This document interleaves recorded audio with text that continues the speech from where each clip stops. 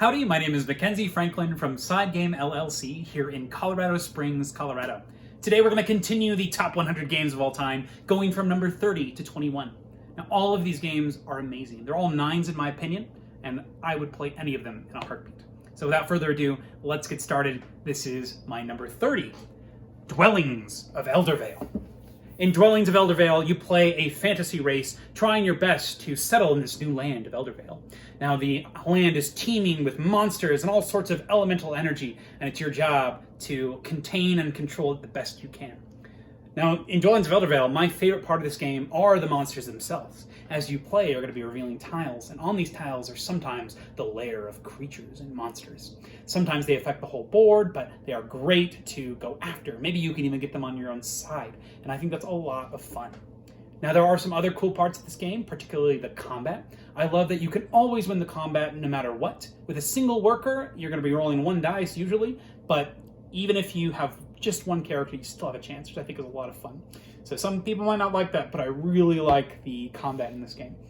In addition, the different magic systems that you're going to be using are really cool. As you get new dungeon cards and build dwellings, you're going to be going up these different magic tracks. So I really like that as a fire warrior, you can also master water magic if you want or something. So you can really customize how you play and share the love of the magic with all sorts of other creatures or races in the game that you're playing. So I really like Dwellings of Eldervale. I love the monsters, love the magic, love the mayhem. Fantastic game. Dwellings of Eldervale, number 30. My number 29 is Clans of Caledonia. In this game, you play as a Scottish clan, doing your best to use the land to produce, manufacture, and sell, ultimately, fulfill contracts the best of your ability. So my favorite part of this game are the clans themselves. Each character will take control of a clan that has an ability that only you have, that really will change the way you play the game and really give you something to focus on as you complete the different contracts in the game. So there's even a clan Mackenzie in here, and their whole thing is producing whiskey. And I think it's a lot of fun, like managing your different little whiskey barrels, and the whole aesthetic of the game is really awesome. Everything's really small and cute, and it fits in this tiny little box, but it's a whole lot of game. I think they did a great job with Clans of Caledonia, my number 29. My number 28 is Everdoe. In Everdoe, you play a woodland creature, a group of woodland creatures. And your job is to build out a city in front of you and have the best one by the end of the game. Now, while you're doing this, you're going to be collecting resources using some worker placement, and using these resources, you're going to be playing all these cards, and the cards have cool effects. And while this is all happening, you're also racing for these public objectives that everybody has access to. So I really love the decision space on when it's okay to kind of want to do the best you can to be as efficient with your resources as possible, or when it's an appropriate time to speed up things and try to get to those objectives before anybody else can to score some extra points. So I really like the card system in this game, and my favorite part of this game is actually the meadow system. There's a set of 8 cards in the center that everybody can use. It's communal. And it counts as kind of a second hand of yours, but once again, everybody can use it. So it's going to be constantly shifting, which adds to the fun factor, in my opinion, because you're going to be constantly having to make these choices as to when it's okay to wait to play a card, or if somebody else needs it at a certain point of time. I think it's a lot of fun being able to manipulate the cards, and having 2 sets of resources is always cool. So that's my number 28, Everdoe. My number 27, is a new to me game, and one that I've been playing a lot, so much that, man, I'm dreaming of it. This is Holler Towel. Holler Towel sets you in a German village, and the whole premise is you are trying to do your best to get resources in order to increase your different market stands. And each market stand requires a certain amount of resources to pay. The earlier you pay them, the less you have to pay. The later, the more you have to pay, but it's easier to produce goods later in the game. So it's kind of interesting how you have to decide when it's going to be a good idea to upgrade these stands. And I think they did a nice job with the whole production. I love the different things they incorporated. There's 3 main things that I really love about this game. The first thing is the worker system itself. Whenever you go to a space, there's going to be 3 spots that you can go to on that single space. If you're the first one to get there, it costs you just a single worker to use it. Second one, 2. Third one, 3. No one else can go, though, once there's 3 there. And I think that's really fascinating. So as you play this game, there's going to be some really popular spots that are very expensive, and some that'll just be straight up locked out. So I think it's really cool having to decide when it's a good idea to get something cheap, or if you just really need to use that action, it might be worth using those extra workers. The second really cool thing is the crop rotation that they use in this game. Whenever you plant a crop, you're going to be putting it into an empty field, and the fields have different power levels based on how fertile the soil is. So at the end of each round, you'll pluck off the crops and make a whole bunch of resources, but every time you do that, you decrease the efficiency of those fields. However, if you don't use the fields, you actually increase their efficiency at the end of every round. So if you kind of switch between which fields you're using, you'll always be producing a lot of crops. But sometimes you may need to overwork those fields, and if you do, everything's production will suffer. So I think that's such a cool idea and a cool system, and I think it's done really well in this game. My last favorite thing on this game, there's a lot to love, is the card play. So as you play the game, you're going to start with a hand of 5 cards, some with endgame scoring, some with little mini objectives, and I love that it kind of guides your game. So you might have something that says, pay this resource. You might have something that just says, have this resource, or hey, you need to fulfill this weird condition. And if you do these things, you're generally rewarded with little bonuses or more cards and more objectives to go for. And I think that's so well done. I love how you're getting those little bonuses. It just makes you feel great as you play, and honestly has me coming back for more.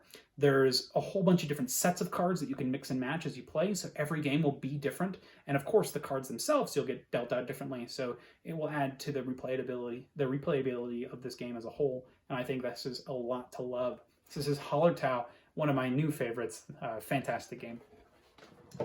My number 26 is a tower defense MOBA game, Cloudspire.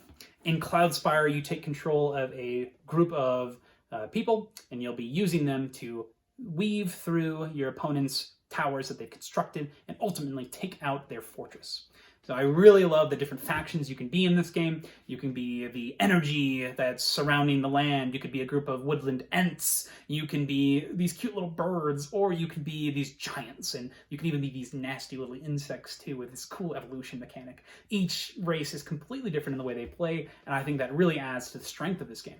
So the gameplay itself is very satisfying as you kind of pick and choose how you're upgrading your fortress, how you are sending out your minions, and really the plan on when and how to send out your heroes and minions. And honestly, everything comes into a wonderful package. My favorite part of this game is actually that upgrading to the fortress itself. When you upgrade, you have a tech tree to kind of choose from. And every time you upgrade, you'll unlock a really cool power that's only for you. And the best part about all these upgrades is not only is it just cool to use them, but at the end of the game, if your fortress is still standing, which usually it is, then the tiebreaker is actually who has the most health plus the most upgrades. So it really encourages you to get as many upgrades as you can and really make your faction special. And I think that is such a good idea.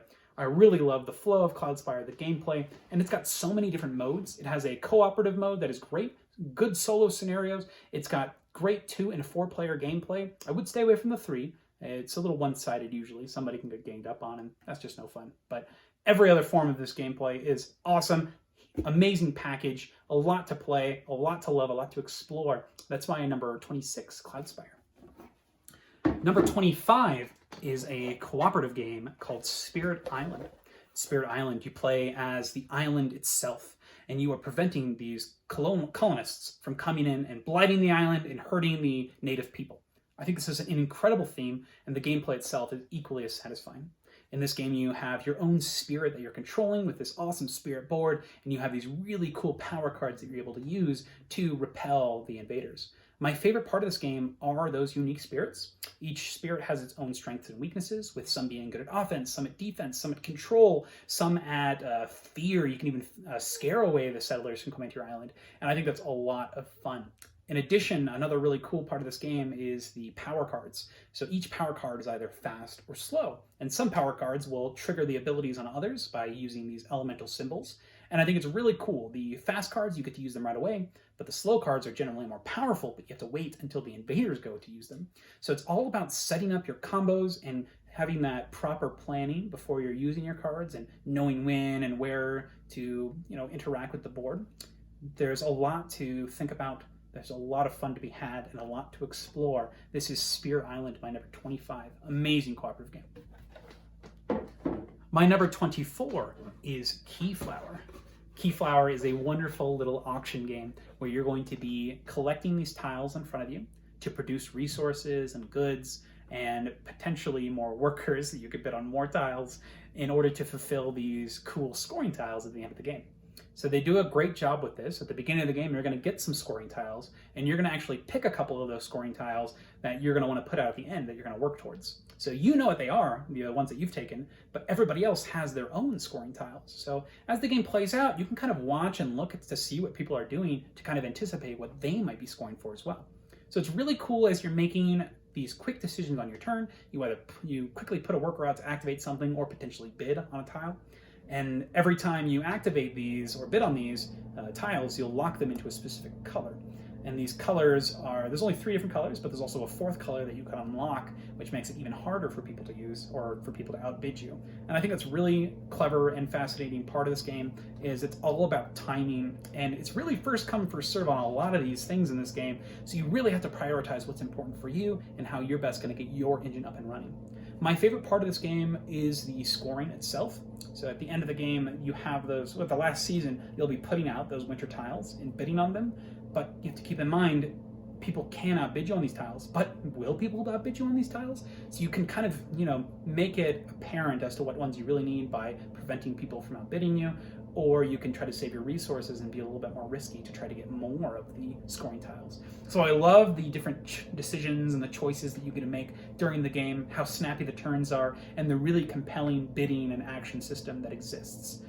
One more thing that's really cool is activating the tiles. Even if your opponents win a tile, you can still use the tile, but at the cost of them getting the workers back from you using the tile. It's kind of weird to explain, but everything is public, even the tiles nobody's won yet, but whoever wins those tiles or owns them will get the workers on them. And I think that's so cool. It incentivizes you to get popular tiles, even if you might not use them yourself, because other people will, and that might get you more resources in the end. So this is Keyflower, an incredible auction and worker placement game. Fantastic. So that's my number 24. My number 23 is a very thematic game that is basically Aliens, the board game. This is Nemesis. In Nemesis, you play on a crew on the Nemesis, that's the name of the ship, and your job is to fulfill some sort of objectives. It could be a positive one, where you're trying to make sure that your crew gets home and everyone's safe and sound, or it could be something a little bit more nefarious, where maybe you're trying to take out player 2, or maybe you're trying to make sure the ship blows up or goes somewhere else. You gotta get rid of these aliens that are inhabiting it. And I think that's really fascinating that from the get-go, you have a path that you're following. My favorite part of this game are the intruders themselves, so the aliens that inhabit the ship. Each alien acts differently, and there's 3 different aliens that you can choose from. You have the Carnomorphs, which are hungry, and they are going to cause mutations on you. You have the Void Seeders, which are illusions and can kind of disappear and reappear and can drive you insane. And then you have these basic intruders, the ones that come in the original Nemesis box, that are just relentless and really scary, honestly.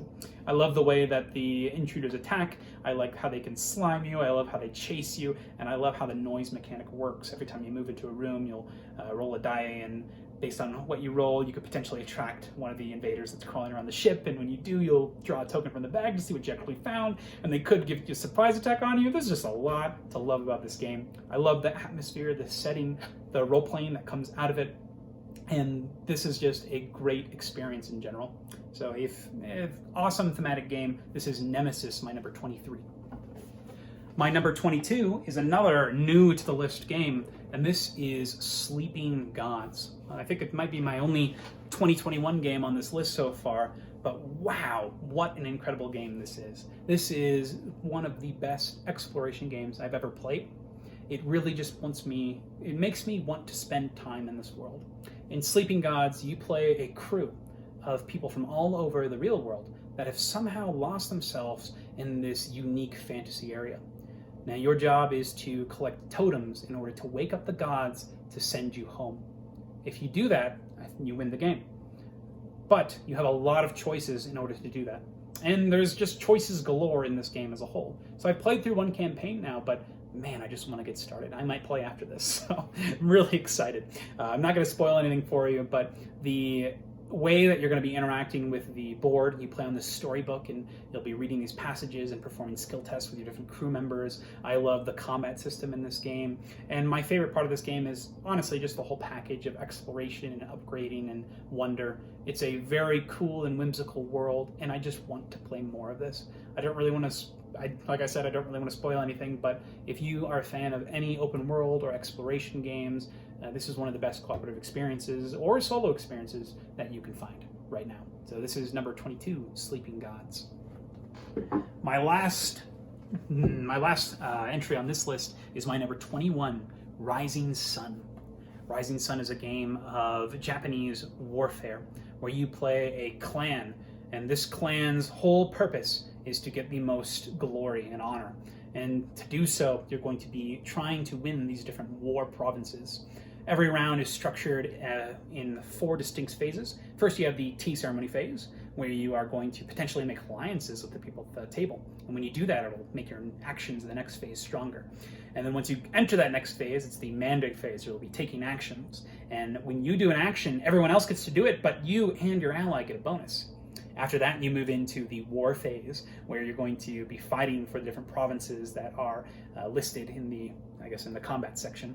And so you're trying to win these different combat sections, and to do so, you'll need to have warriors there, and there's a really cool bidding mechanism for getting these war advantages as you play. After that, you'll go to an end of season phase, and you'll do that 3 times until 3 seasons have passed, and then you'll go to the final season, which is winter, where you'll be scoring. So I really love Rising Sun. It has some great mechanics, and my favorite thing about this game is the upgrading system. So when you play, you could potentially choose an action that lets you buy things. And when you buy things, you have a lot of choices. But you might only be able to get maybe 2 cards a season, so maybe 6 cards during the whole game, but that just means that these cards are so important when you pick them up. You can get upgrade cards that affect your units. You can get these virtue cards, which give you special abilities to score extra points. You can get war cards that give you stronger abilities in war. And you can also get monsters, which I think are a blast. So the monsters are not the strongest things in the world, but they add this really cool, unique mechanism that only you get to use. And I think that is a blast in a lot of games. So you can get a gigantic dragon that's just the strongest unit on the board. You can get characters that are stronger the lower honor you have. You can get characters that are weak but have really fascinating abilities. And I love the interplay between the different clans and the creatures and the upgrades in general. So I really love Rising Sun. I love the action mechanism. I love the theme. It's a gorgeous production, and I love the alliance system. There's a lot to love about Rising Sun, my number 21. And that's it for today. These are my 30 to 21. Thank you so much for watching. I hope you enjoyed this video. If you have any questions about the games I talked about here, please feel free to add a comment. Thanks so much for watching. Side Game Strong.